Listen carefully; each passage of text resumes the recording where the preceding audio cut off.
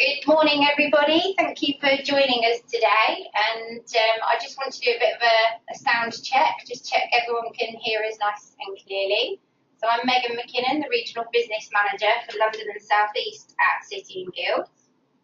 My role is to come out and support our customers within this area, but I'm also leading on what our AEB support is for the customers.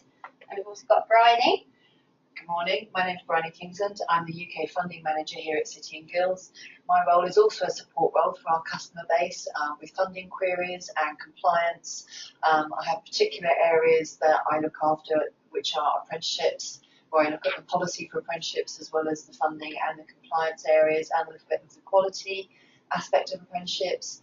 And I also look after the wider funding area and support our customers with queries on our qualifications and general funding queries. So if you can make any notes within the questions, if you are having any logistical challenges, so we can just be aware of it, but as long as you can hear us nice and clearly, that would be great. So in terms of the agenda for today, so Bryony is going to give us an update around the FE landscape, what's happening there, touch upon legal entitlement funding, the local flexibility offer, the adult education budget and adult learner loans, the skills funding devolution and what's going on there. Then I'm going to cover hints and tips around how to grow your funding and maximise your adult education budget, and then look into the City and Guilds AEB support service that we have available. If you can type questions as we go, that'd be great, but then we will look at answering any questions towards the end. So that's what we're going to cover over the next 45 minutes, leaving questions at the end. And we will make sure that the slides and the webinar is available online. It will probably go up onto our YouTube and onto our Twitter feeds. And is it available anywhere else? We'll put it on our YouTube channel. Yeah, so all technology, but you'll have them sent out automatically with a recording of this at the end of it, and you can share that out to your colleagues. So I just wanted to touch upon why we're hosting this webinar. It's been quite apparent whether you yourselves have met with your business managers, but there is a lack of focus as such in this area because there's been lots of other reforms. It's been quite a challenging year. Whether it's the area reviews or getting to grips with what's going on with T levels and apprenticeship standards. So we just wanted to bring this to the forefront of your focuses because it's a critical stage of the year. And with last year being reported with a £200 million underspend, we just wanted to have this opportunity with you to ignite some ideas and thoughts. So hopefully by the end of the webinar, you would have come away with some ideas and the start of a plan to make sure when you get towards the end of this year, you haven't missed out on maximising that AEB spend.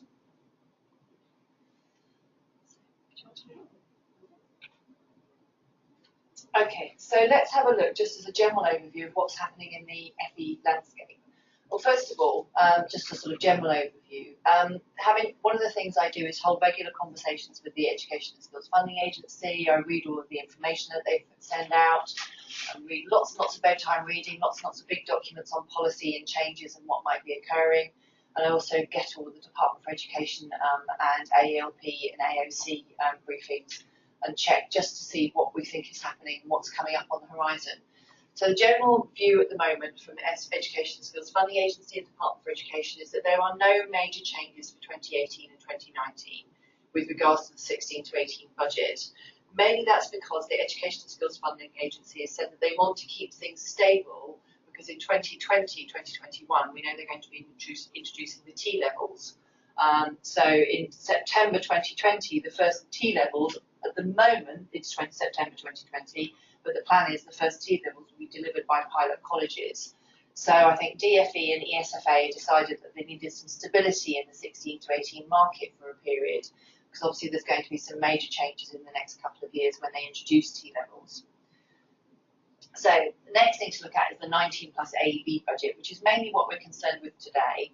Now at the moment for the next year, as far as I'm aware, it's going to stay fairly stable. But I think we can expect to see some changes with the 19 plus AEB budget over the course of the next 2 or 3 years. Some of you will already be involved in devolution of the level 2 and below local flexibility funds, and I'll talk more about that later. But a level 2 consultation has been mentioned by the Department for Education and the Minister. And they're also doing a major review of the post-18 education and funding, which was announced a couple of weeks ago by the Minister and also by the PM.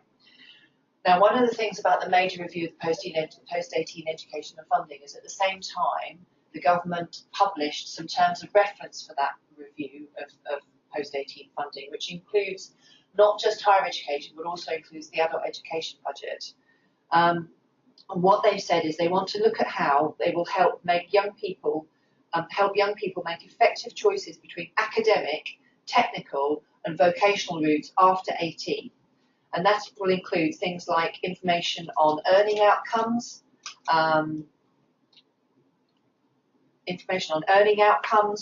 it'll look at other information about the quality of teaching they receive. So what they're hoping to do, I think, is look at the way they can stimulate young people to make better choices post-18 about the route they take. So it's not all heading towards higher education.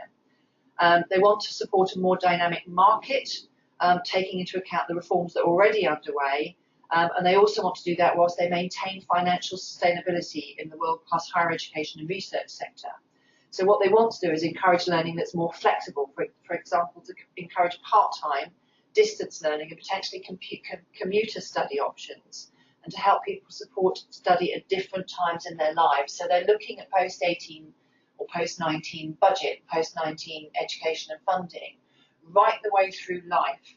And as we all know, with Brexit coming, it's more than likely over the course of the next 10 or 20 years that a lot of industries will change, and people might need to change their jobs 3 or 4 times during their lifetime, which means they will probably need to retrain and potentially change careers and change industries. So the post-18 education and funding review is looking at how that might occur as well. So the other thing that they also want to do, obviously, or the government wants to do, is they've made it very clear they want to reduce the current debt that is being experienced by students that are post-18, mainly in the higher education area, although they still want to keep the principle that students will contribute financially to the cost of their training. So we can expect that major review to publish some findings early 2019. There's also some research being carried out at the moment on adult learner loans policy, so that will contribute to it. And in 2016-17, as we know, the AEB and adult learner loan budgets were both underspent, so I'm assuming that the Education Skills Funding Agency, DFE, is taking all of that into account in their research, and we can expect in 2019 that they may come up with some suggestions about what they're going to do to make those changes. But for the next year or so, everything will stay very much as it is, and our offer will stay very much as it is.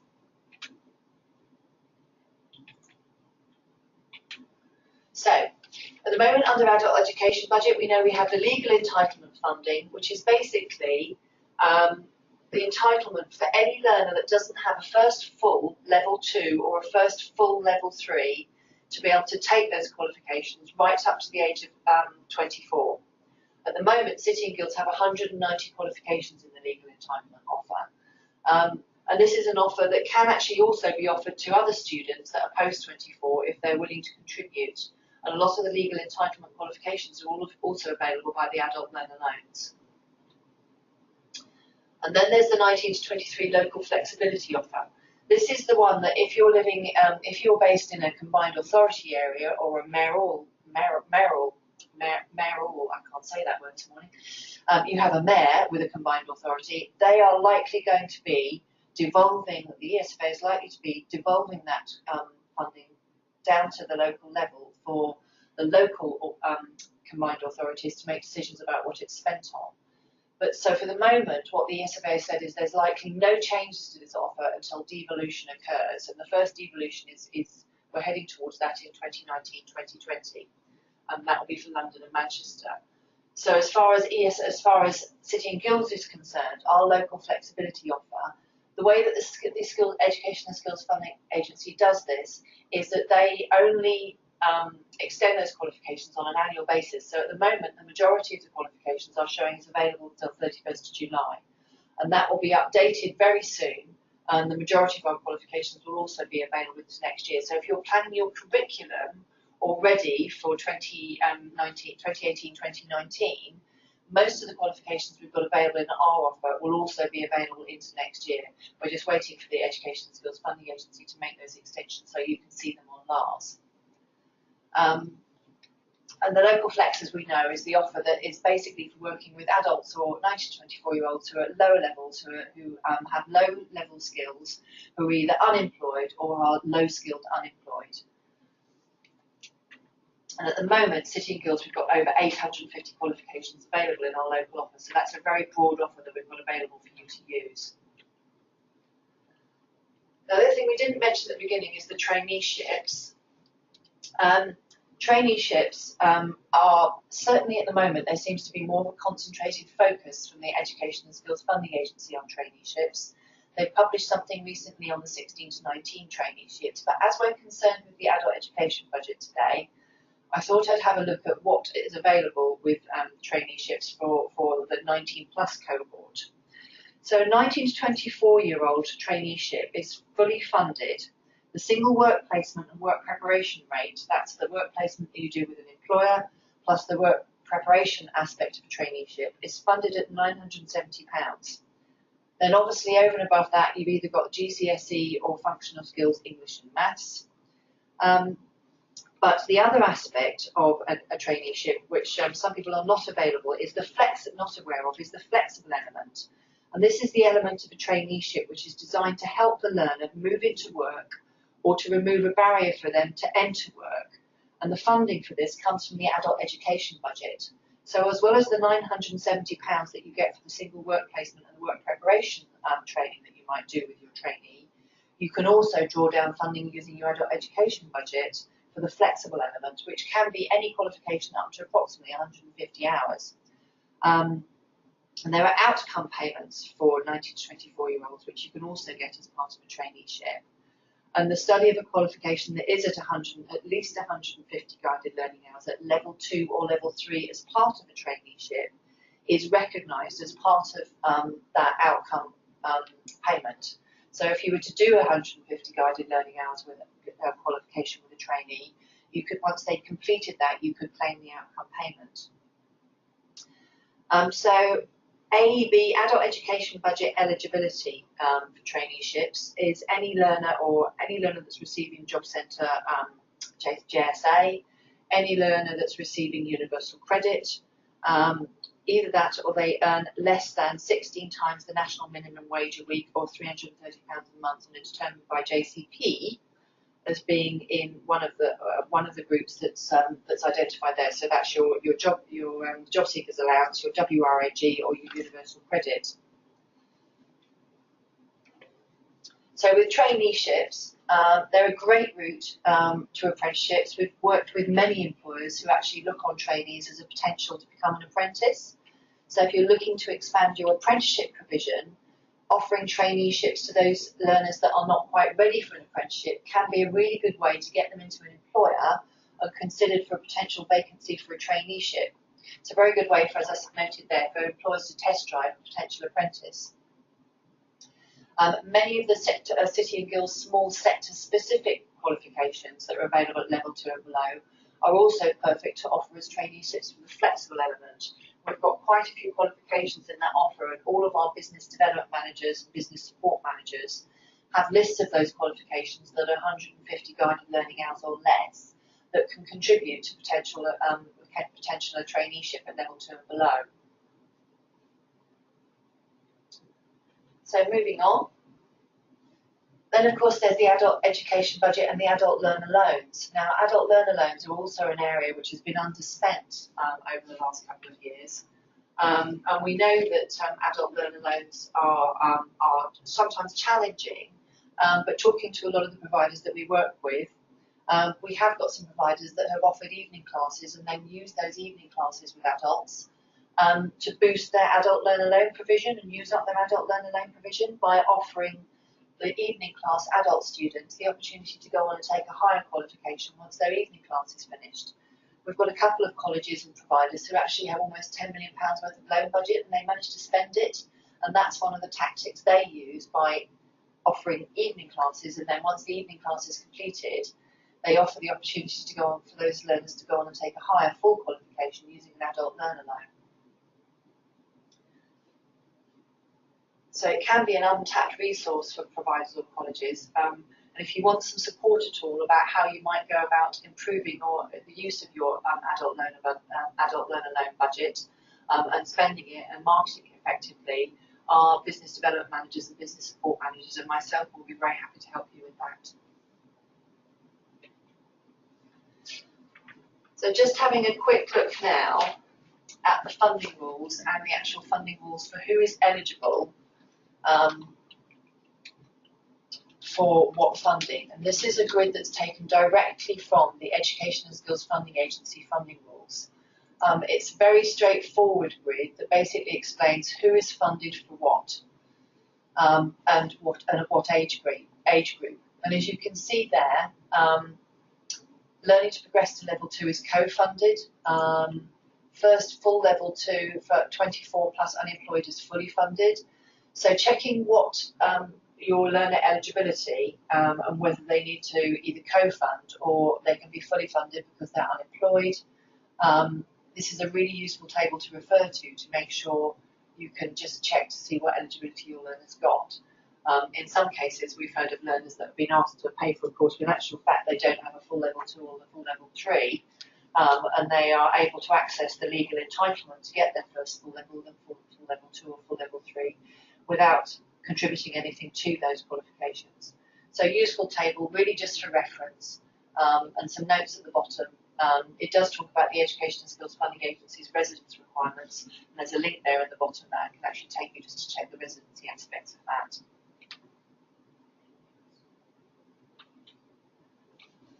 So, skills funding devolution deals. Now this is what's coming at us in 2020.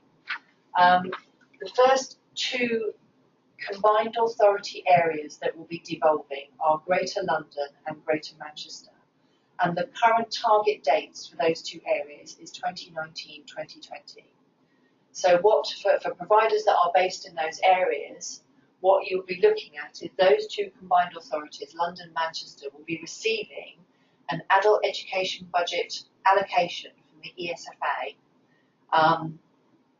That means that they will make decisions about how that budget is spent in their local area to support local priorities.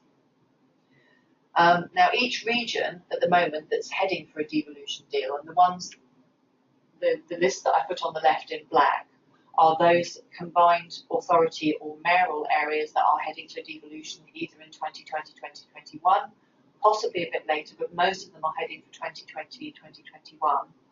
They will already be working with providers to discuss what the local skills priorities are and therefore what funding allocations they may give out to those providers as part of the devolution deals. So if you're not at the table having conversations with your combined authority, if you are delivering adult education budget at the moment and you're in one of those areas, then you will definitely be missing out on the potential for accessing adult education budget when they devolve. So there's been a recent announcement as part of devolution preparations, and the Department for Education have already issued illustrative adult education budget allocations to mayoral combined authorities and also the Greater London Authority. And those budgets are giving those authorities, the combined authorities and the Greater London Authority, an indication of the adult education budget they can expect to receive in the funding year 2019-2020. So both Greater London and Greater Manchester already have some idea of what their budget is going to be, and the other authorities that I've listed there will be having similar conversations with the Department for Education over the course of the next year, and will also receive indicative budgets at some point in the future in the course of the next 12 months or so. Basically, once the budgets have been devolved to the combined authorities or to the Greater London Authority, they will be fully responsible for funding residents in their areas for any of the skills priorities at level 2 and below.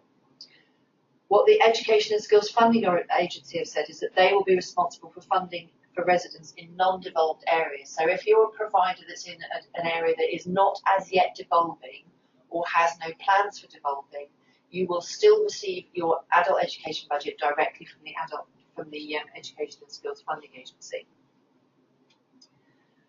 What they've also said is that the devolution and delegation of the adult education budget will cover all providers who deliver adult education budget, irrespective of where the provider is geographically located, as actually the spend from those devolved combined authority areas will be based on the residency of the learner. So if you have learners that are based in a combined authority, or you access learners that are based in a combined authority area, but you are actually not in that combined authority area, your learners will still be funded by the combined authority. So even if you're slightly outside a combined authority area, you should be linking in with your devolving combined authority to have those conversations about the fact that you do occasionally have tranches of learners from within that area. I hope that's clear. Please do ask any questions about it if you want to. And finally, with regards to devolution, in preparation for it, during the coming year, all of those devolving areas will be refining their strategic skills plans, and that's going to outline their adult education priorities. And they'll be further engaging with all the providers in the area to ensure that there is a smooth transition.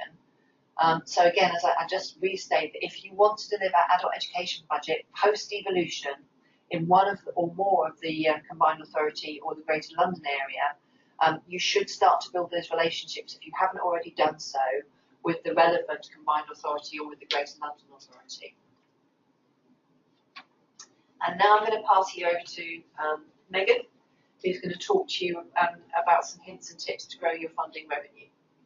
Thank you, Bryony. We are seeing some questions coming through, so thank you. We'll answer those towards the end.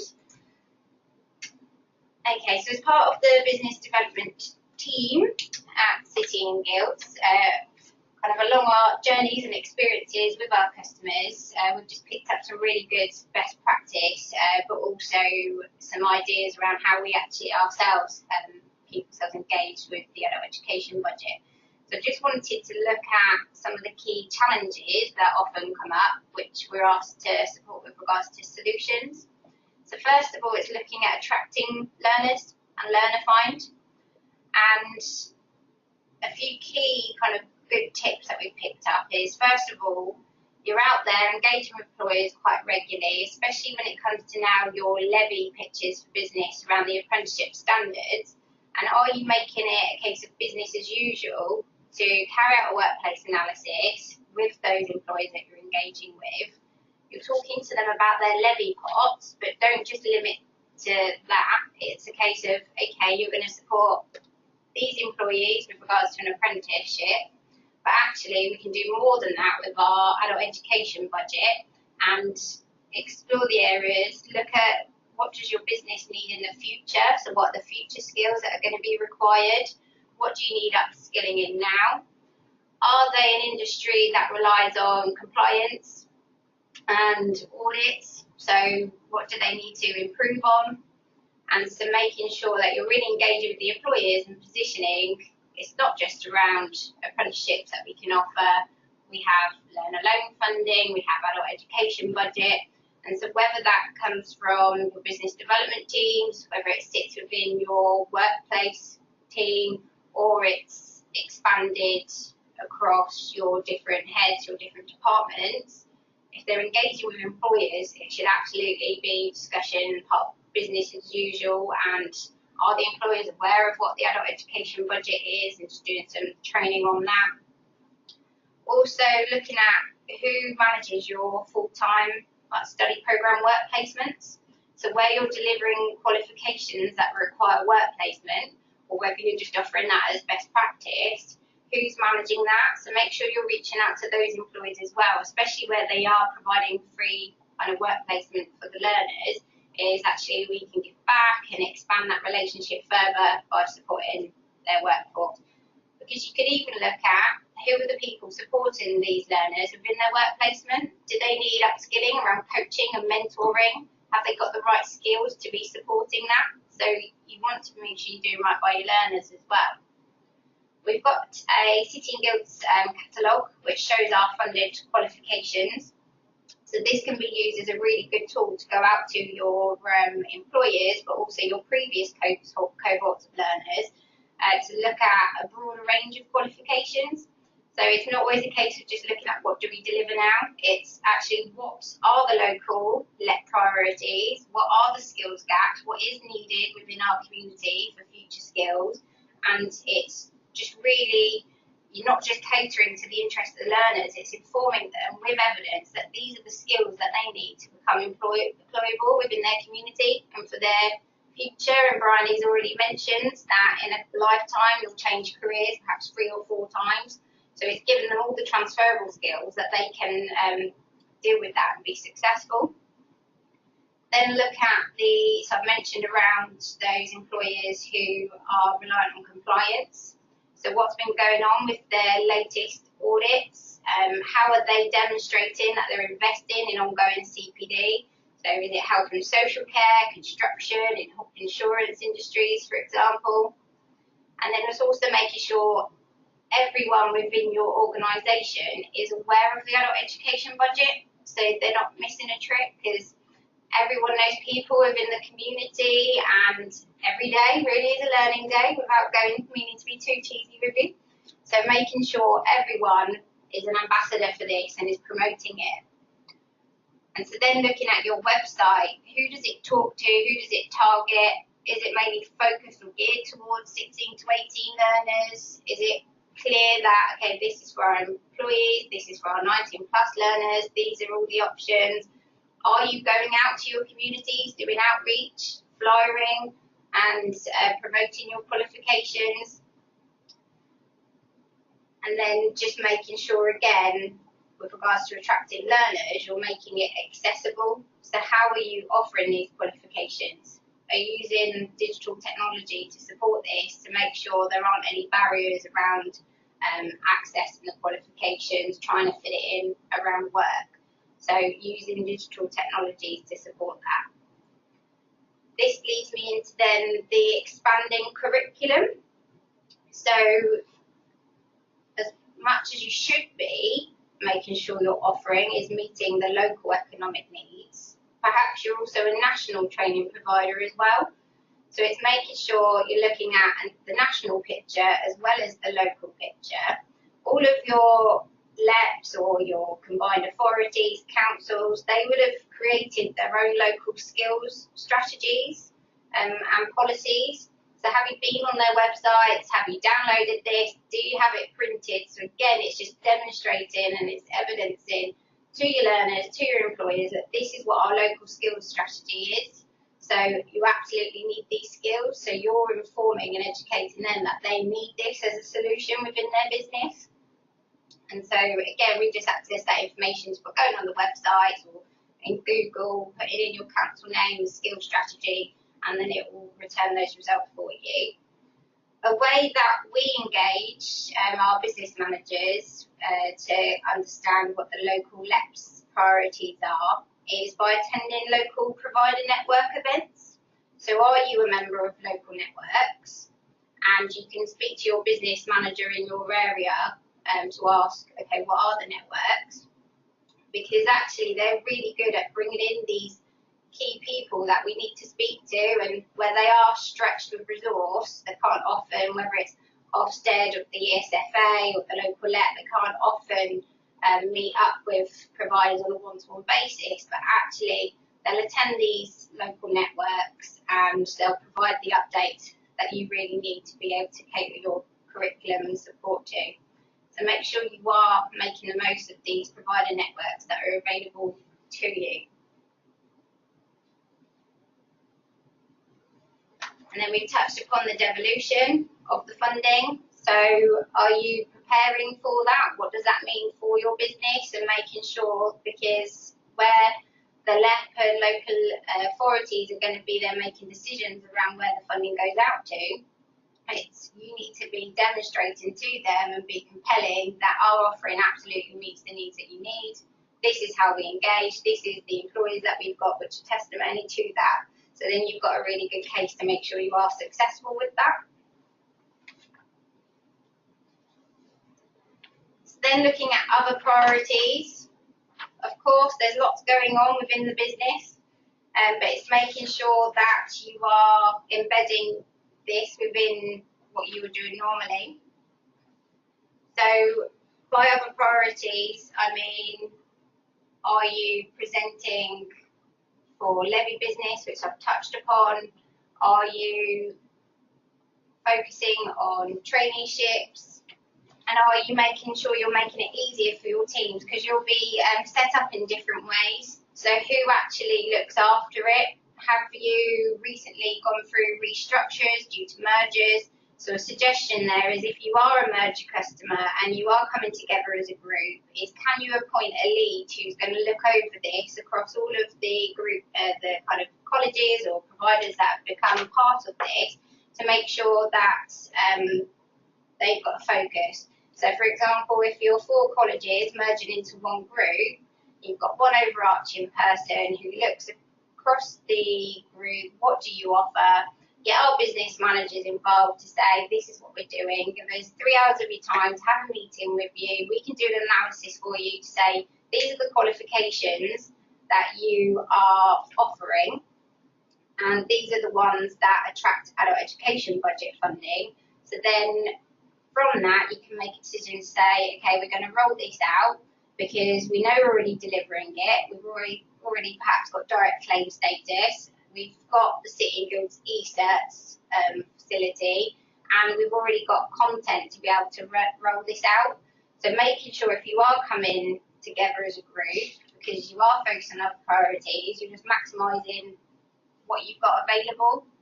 And with that, so then it's looking at the competition. So how are you setting yourselves apart? So are you a provider where you've got other colleges or training providers on your doorstep that also offer adult education budget? I've also had it where a provider down the road are charging full cost, and then you've got another provider who are offering it free because they've got adult education budget funding. So it's making sure you know locally what is your competition. Are you fishing out of the same pool of learners? If you are, that comes back to what I was saying around that digital access and making sure you can reach further afield. So have you got an e-portfolio system? Are you using e-learning resources to make sure you are supporting learners further afield? Do you meet up with your local competition to actually work on specialisms? Say, we're going to focus on this area. Are you engaging with your employer partners to say, actually, we work with you around the levy, we want to tie you into an arrangement where you solely agree to work with us and you promote us as well to your employees.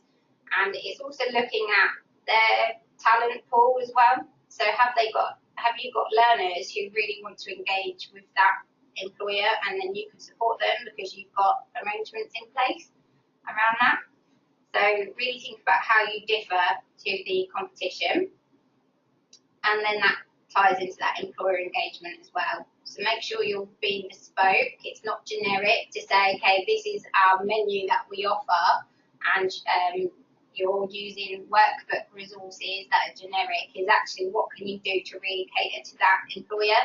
So you perhaps might have a core qualification as the main, but actually you do a unit wraparound, which is really focused on that particular employer and how they operate and focus. So really trying to bespoke your offering to them.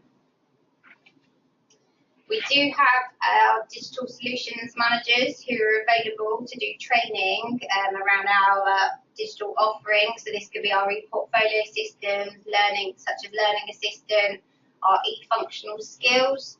So with e-functional skills, this helps you to do an initial diagnostic, assign learning resources, and prepare the learner for assessment completely online, ready for that assessment. We've got our smart screen, which are available via laptops, tablets, smartphones, to be able to act as a study companion for the learners. And then we've also got through our Digital Me, our digital badging, which I proudly tweeted about yesterday. I got my first digital badge, which is great. You can share it out on your social media. It's a digital CV for your learners. So actually, can we be doing things a bit differently with these employers to say, actually, our learners will come out with a digital badge. And again, if you want to know more around what does that actually mean and what does that look like, that's where you can follow up with myself. My details will be at the end of this. around our digital managers. So I'm just going to move on to the next slide. Okay, so in terms of what City and Guilds have to offer, so I mentioned before our catalogue of funded qualifications. So what we've done here, we've looked at where we are in the year, the fact that providers are saying they need programmes that can be completed within 12 weeks. So we've looked at no larger than 150 guided learning hours. And we also need to make sure the delivery doesn't necessarily have to be competency-based assessed. So by that I mean the learner doesn't have to be in the workplace and have an assessor go out and observe them. So what we've done, we've put this catalogue together. It shows you at the time what the funding rate was and the availability. But as always, please make sure you're regularly checking yourselves on LARS, the funding criteria there. And so it's a really good menu for you to put in front of your employers, your learners, your teams to say, okay, look what we've got available across the sectors, what can we do? With our business manager teams, we can come in, we'd ask for, say, an hour and a half to 2 hours to go through funding the basics, and also they can provide you regular updates. But have you got new teams who are focusing on this and they actually need a bit of funding support? Then we'll carry out a needs analysis around what are you currently doing, what have you been doing for the last 3 years, has it changed at all? Are you gearing up for a merger and changing your processes through that? What are you doing? How are you engaging with your employers? So for example, do you have employer activities where you invite them in to meet with your learners and give them ideas around the workplace and what this means? And do you have a business development person who actually attends those and talks to employers who are there in the room to say, thank you for being here today, really appreciate what you're doing for our learners as a way of being able to give back. We have our adult education budget, and perhaps there's something we can do there to help upskill your employees. Then we look at our qualification and service solution.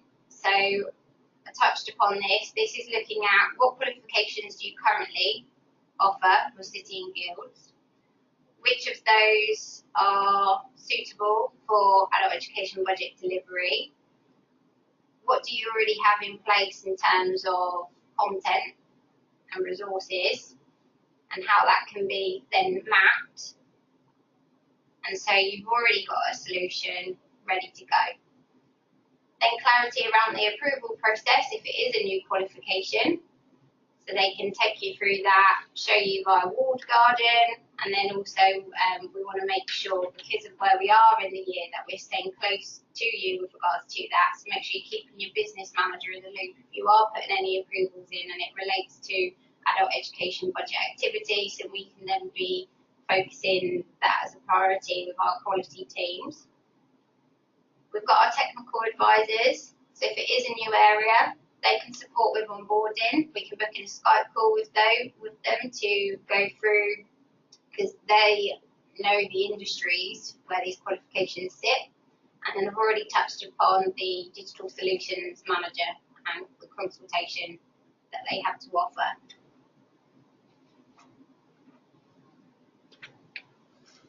That leaves us to say thank you so much for your time. And if there's any questions, we will answer them now. And then we have got a slide which will give you our contact details.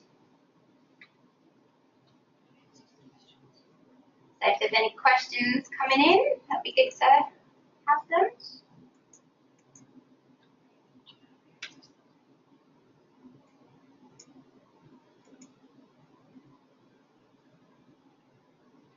More info on provider networks. Yeah, I can give you a couple of examples.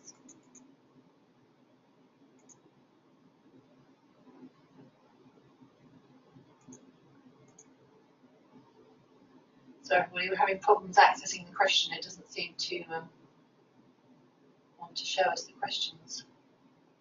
So I'm just going through them one at a time. So where can I access these slides, commentary, please, to share with my colleagues? So we will be sharing these slides out with you as you've registered.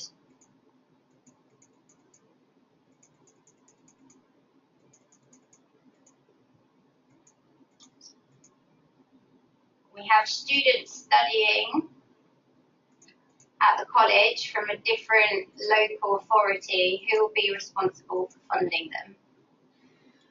If your local authority is, so if they're coming from another local authority and that local authority is getting the adult education budget devolved to them, the funding for those students, if they're doing level 2 and below, will come from that local authority.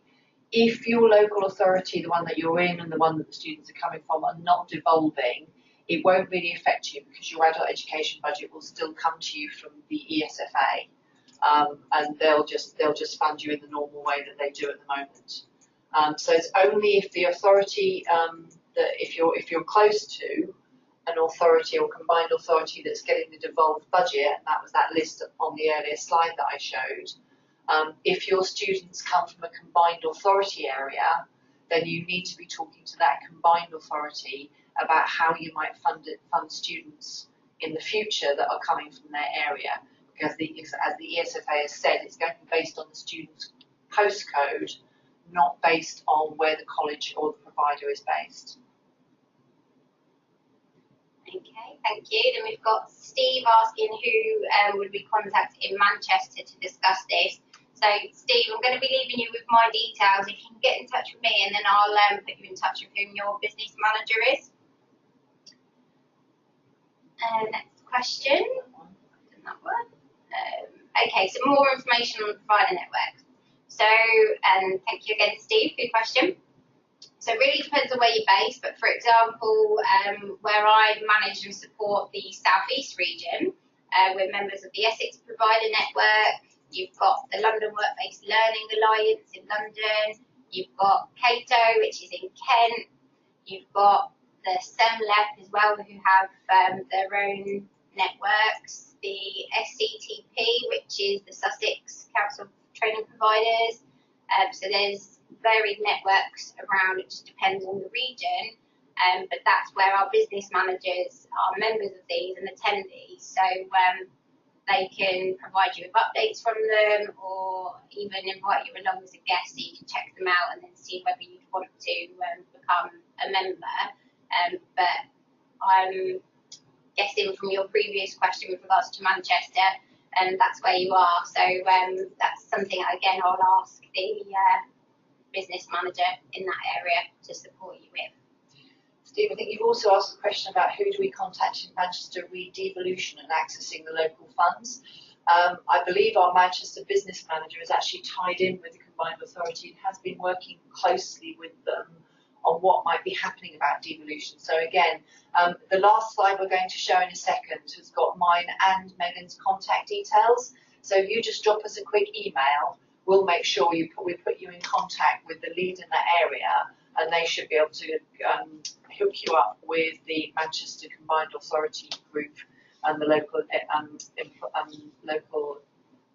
economic partnership group who are leading on that devolution and the plans for that devolution.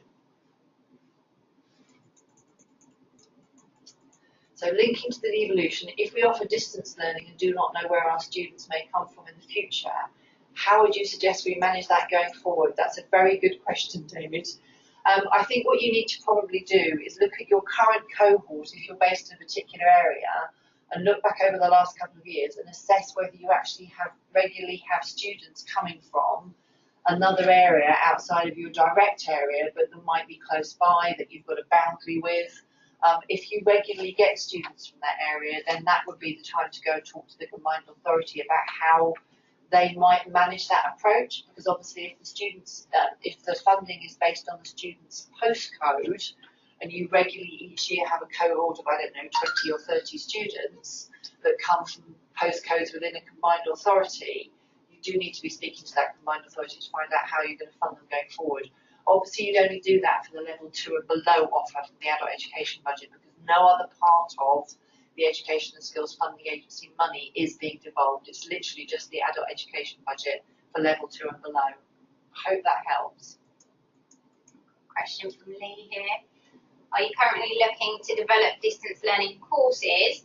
So if you've got any further clarification on what you mean by that, Lee, that would be great. But in terms of the catalogue that we've put together, we've made sure that it's suitable for either blended learning or distance learning. So these courses do exist already and they are suitable for distance learning. But if your question is more related to resources to support that, then please follow up with that question. Will GM be funding level 1 employability qualifications through AEB? Is that Greater Manchester? To be absolutely honest, James, I'm not linked in with the Greater Manchester Devolution. I'm really not sure what their plans are, Reskills. This is why it's so important, if you are based in the Greater Manchester area as a provider and you currently access AEB, that you are linked in with their conversations. But again, if you drop us a line, we can link you in with our local business manager in the Greater Manchester area, and you can have conversations with that person, and they may well be able to link you up with Greater Manchester Combined Authority. The other thing would be to look at the Greater Manchester Combined Authority website or the local economic partnership website for Greater Manchester. They generally have an awful lot of information about what they're planning and what their economic plans are and what their skills priorities are. I would think that because obviously part of the level 2 and below offer is about employability skills and is about getting people into the workplace, people who are either unemployed or low skilled, that Greater Manchester will be looking at some aspect of that, but I really can't say because I don't know the individual devolution deals. I know the overarching policy, but I don't know what each combined authority is doing. But we can link you in with, so you can get involved in that conversation and find out. The next question is, who would be the Birmingham business manager for my training provider and devolution for local combined group? That's from Mohammed. Again, Mohammed, if you can drop me or Megan a line, we'll link you in with a relevant business manager for that area and they can talk to you about what's happening with devolution in your area and who the contacts are. The next question is, will a recording be available of this webinar? Yes. As Megan said, we will send out the slides, but also we've been recording it, so we are going to put a copy up on either YouTube or also probably on our Twitter or Facebook feed. And then Ashley, I've linked in the catalogue into these slides. So when you get the slides sent out to you, you'll be able to just click on the link. But it is also on our funding page on the City and Guilds website. And the funding page on the City in Guilds website, if you go to the front page and click on the Delivering Our Qualifications tab near the top, that then links you up to funding for training. And when you click on funding for training, it takes you to a variety of pages. I am in the process of updating them in readiness for 2018-2019, but the funding catalogue is accessible on there under the 19 plus slot. So you can find it there, but expect those changes to be updated in the next 3 months to look at any changes that might be happening with the adult education budget or apprenticeship funding for 2018-2019. And just so that everybody knows, keep an eye on our events pages and also on our Twitter feed, because there are going to be some new funding rules published in the next couple of months. We're also expecting new funding rules for the 1st of April to the 31st of July for apprenticeships, which are going to be published soon. And we'll be doing some videos and some more webinars on the changes that you will see in those funding rules. So if you keep an eye on Twitter, our social media lead, Paul, he always puts notification of those webinars and videos up well in advance, so you should be able to then log on and join those webinars if you want to as well. And I will be doing more webinars towards the end of the year if there's any funding changes for adult education budget or the 16 to 19 budgets at all. So yes, keep an eye on our Twitter page and our events page, or sign up for our events page so that you can see what's coming. One more question. You touched on advanced learner loans. Any news on subcontracting U-turn? Mohammed, I'm sorry, no. And I think it's unlikely that the ESFA will do a U-turn on subcontracting of loans. Unfortunately, there were so many problems with it when it was going ahead. There were so many problems with the quality that the ESFA and Department for Education, I think, feel like their fingers have rather been burned. And I can't see at the moment there will be any U-turn on that. Obviously, if there is, it'll be something in the funding rules which are going to be published later on this year. But at the moment, I think that they're probably too wary of the issues around quality for that. Another question from Steve. The devolution information has been very helpful. I would also like some support in approaching the combined authorities. Steve, the slide that we're going to show you next will give you our contact details. We're just going to put that up. There it is. So that's our slide with our contact details. Please do feel free to send us some emails, and Megan or I will put you in contact with a relevant business manager who can support you with approaching your local combined authority or LEP if they are in one of those devolving areas. So what I've included in this slide is the link to our funding for training webpage that Bryony touched upon. You've got Bryony's details. Bryony is our UK funding manager, but if your questions are related to your business managers coming out, approval for qualifications and more information in regard to the types of qualifications we have, please direct those queries to myself. Also, we're always providing updates from our Twitter or LinkedIn pages as well. So please follow us on Twitter, and that's also where we post out the catalogues and information on our events as well. So if you are using Twitter or LinkedIn, then please follow us there, because that's where you'll get some handy information too. And if there isn't any more questions, we'll just have one last look. Then we'll pause things there. Thank you so much for listening. Really appreciate your time. Bryony is also carrying out some research around the adult education budget underspend. So if you'd like to be part of the research, then please drop Bryony an email using the email that's shown on the screen. It's literally what I'm looking at is why the underspend is occurring, so that we can do one of two things. Either look at our own offer and how that might support providers better in spending their adult education budget, but also if there are some really key aspects of the underspend, and we've already become aware of a couple of them around Job Centre Plus and Universal Credit becoming a bit more challenging for those referrals from Job Centre Plus because of the conversations I've been having with providers, then we might look to lobby the Education and Skills Funding Agency or the Department for Education to see if they can make improvements in how the adult education budget can be used. So if you've got any information at all on why you think underspend is occurring, it'd be really helpful to know that, even if it's just a telephone conversation, or even if you just drop it to me in an email about your thoughts about why underspend is occurring. That would be really great. That would help us hopefully support you better, but also lobby for changes if there are really issues that are causing problems. Thanks very much, everybody. So we've hoped that you found this useful, but would really value any feedback from yourselves to say, actually, was this what you're expecting? Did we cover what you were after? But also any future recommendations for these types of activities. So thank you all, and have a great day. Thank you.